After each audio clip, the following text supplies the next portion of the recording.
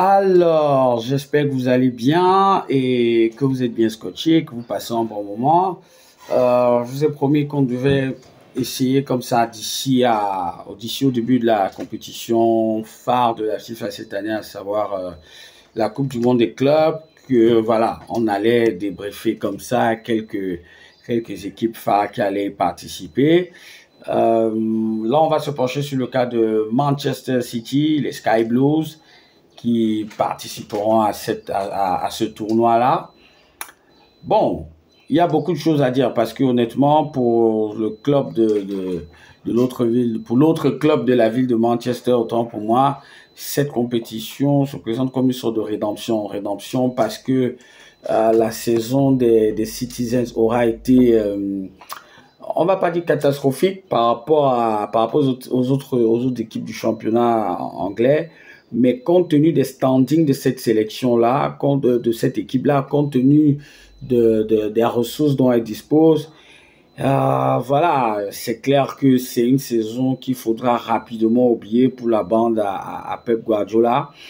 Alors, il faut dire, hein, déjà, en championnat, Manchester City a terminé troisième de Première League à 13 points de Liverpool. Ça, c'est à noter. Et encore, sur les derniers matchs, Liverpool a laissé partir quelques points comme ça parce que ils étaient déjà champions. City en championnat, c'est 38 matchs, 21 victoires, 8 matchs nuls et 9 défaites. Honnêtement, 9 défaites pour un club comme Manchester City en championnat, c'est beaucoup. C'est beaucoup. Et quand tu regardes sur la saison de manière globale, Manchester City termine barragiste de la Champions League. Ça veut dire qu'ils n'ont pas terminé parmi les 8 premiers. Il y a cette défaite en finale de la Cup face à Crystal Palace. Ils sont éliminés en huitième de finale de la Coupe de la Ligue. Voilà, ils ont connu, Manchester City cette saison a connu s'est effondré, on peut même dire ça comme ça, durant la période allant d'octobre à décembre, où il y a pratiquement 15 matchs où rien ne marchait pour cette équipe, rien, on avait l'impression qu'elle fonctionnait à l'envers, c'était un effondrement total, et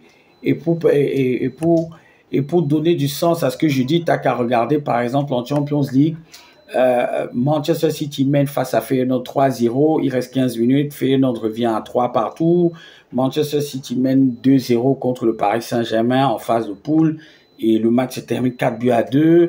Tu regardes sur les barrages, il y a le non-match face au Real de Madrid, au Bernabeu, où ils se prennent un triplé de Kylian Mbappé. Voilà, au final, tu as une saison blanche de la part de Manchester City. Et encore, c'est la première. C'est-à-dire que c'est la première fois que City te fait une saison pareille. En fait, c'est la première fois sous l'ère Guardiola qu'elle fait une saison pareille. Et c'est la première fois pour Pep Guardiola de passer complètement à côté du championnat, coupe de la Ligue, Ligue des Champions, où ils ont pratiquement rien gagné. Donc,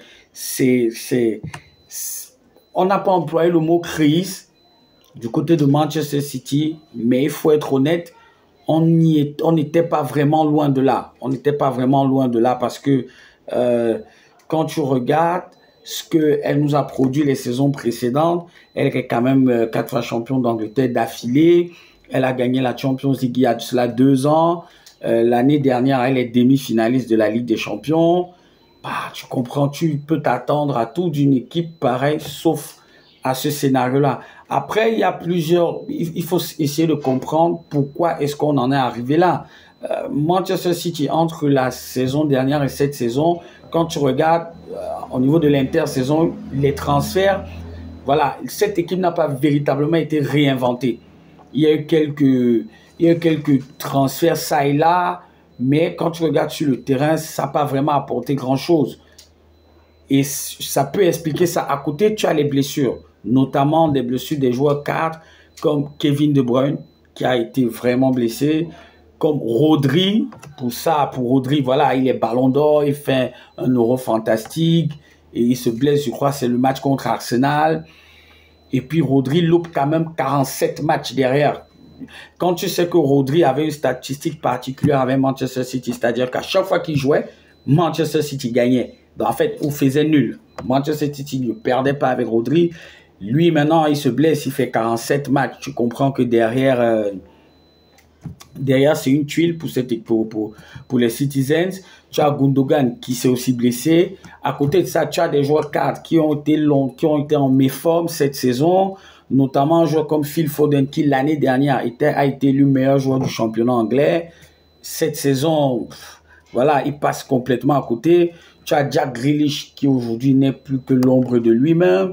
Tu as Jérémy Doku qui a alterné entre blessures et méforme. Et surtout, tu as Erling Haaland qui, cette saison, voilà, certains gens ont même oublié qu'il y avait un joueur qui s'appelait Erling Haaland tellement il a été fantomatique tout au long de la saison. Lui aussi, il a alterné entre blessures et méforme.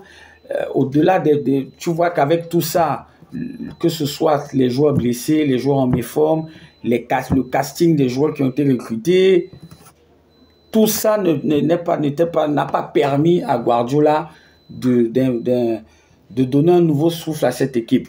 Après aussi, sur le plan administratif, ça peut s'expliquer parce que tu as le départ de Txiki Begiristain qui était le directeur sportif et l'homme à tout faire, le cerveau de la politique sportive de Manchester City qui est parti.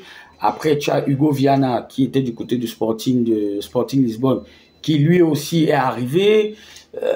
Il a manqué beaucoup trop de choses à cette équipe de Manchester City pour espérer faire un meilleur résultat, même s'il faut reconnaître que sur la fin des saisons, il termine plutôt bien. Ça, il faut le reconnaître. Après, en janvier, ils ont claqué pas mal d'argent pour recruter des joueurs comme Marmouche, comme Kuzanov, qui leur ont permis tant bien que mal de tenir la baraque. Pour cette fin de saison, si d'ici à ce que pas d'ici à ce que pour la Coupe du Monde des clubs, ils ont enregistré déjà 3 bons transferts. Ait Nouri, latéral gauche qui évolue du côté de Wolverhampton, qui est une bonne recrue parce que du côté de City, il manquait véritablement un joueur rompu à cette tâche-là, au poste d'arrière gauche. Tu as Vardiol qui a surtout dépanné de ce côté-là, mais c'est pas véritablement un arrière gauche à la base. Ça va peut-être lui permettre de rentrer dans l'axe et de former une bonne charnière centrale avec Ruben Diaz. Tu as Tijani Reinders qui est arrivé du Milan AC. Lui, je le vois plus dans le profil d'un joueur comme Gundogan. Je le vois plus dans le profil d'un joueur comme Gundogan, c'est-à-dire milieu de terrain relayeur, travailleur, technique. Il alterne le volet défensif et le volet offensif. Ensuite, ils ont recruté Ryan Cherki qui arrive de Lyon. Alors, Ryan Cherki, c'est clair que lui, c'est plus le registre de Kevin De Bruyne. On va pas encore tout de suite faire la comparaison, non, mais la vérité, c'est qu'aujourd'hui, Ryan Cherki, quand tu regardes la saison qu'il fait à Lyon, il est meilleur passeur décisif de la Ligue 1 et meilleur passeur décisif de l'Europa League. On a vu les 2 matchs qu'il fait avec l'équipe de France, les 2 premiers matchs avec la sélection A de l'équipe de France. Il a 21 ans, on sait que c'est un joueur en devenir et on sait qu'avec Guardiola, il va apprendre, il va travailler. Là, tu te dis, OK, avec les recrues qui sont arrivées et les retours de blessures de certains joueurs, peut-être que pour la Coupe du Monde des clubs, on va voir un autre Manchester City et ça va peut-être leur permettre à eux, en fait, ça va permettre à Guardiola de se servir de cette compétition-là pour rôder son équipe en vue de la saison prochaine. Parce qu'il faut dire que la saison prochaine, on aura forcément une équipe de City qui sera revancharde et un entraîneur, Pep Guardiola, qui doit aussi se remettre en question parce que tu regardes le style de jeu de Manchester City, que tu le veux ou pas, beaucoup de clubs aujourd'hui en Angleterre ont calqué ce style de jeu. Tu regardes ne serait-ce que les top 6 équipes de Première Ligue aujourd'hui, que ce soit Maresca, que ce soit comment il s'appelle, l'entraîneur de Arteta, l'entraîneur d'Arsenal, ils sont passés entre les mains de Guardiola. Donc du coup, ils s'adaptent aujourd'hui. Ce n'est plus véritablement une surprise. Tu as Aston Villa avec Unai Emery, qui est aussi un Espagnol, qui s'adapte. Donc, de plus en plus d'équipes en Première Ligue copient le style de Guardiola. Ça veut dire que c'est à lui, dans une certaine mesure, de se réadapter. On va voir ce que ça va donner, mais en attendant, il y a la Coupe du Monde des clubs qui va commencer pour Manchester City le 18 juin face au Wydad Casablanca. Ensuite, le 23, ils vont affronter Al Ain et le gros match de cette phase de poule pour Manchester City, ça sera le 26 juin face à la Juventus. On aura, au terme de ces 3 matchs-là, on saura ils feront partie des 2 qualifiés du groupe G. À noter que les 2 qualifiés du groupe G vont affronter les 2 qualifiés du groupe H où il y a le Real de Madrid. Donc, si le Real sort premier, City sort deuxième, on aura forcément en 8e de finale un Real de Madrid-Manchester City. Je ne sais pas si ça sera déjà de bon augure pour cette équipe de City, mais pour nous, les fans de football, on a envie de voir ce genre d'affiche-là. Donc, voilà ce qu'on pouvait dire sur Manchester City qui est en mode de rédemption pour cette Coupe du Monde des clubs. On leur souhaite bonne chance et puis on revient avec une nouvelle vidéo sur une nouvelle équipe qui va participer à cette Coupe du Monde des clubs.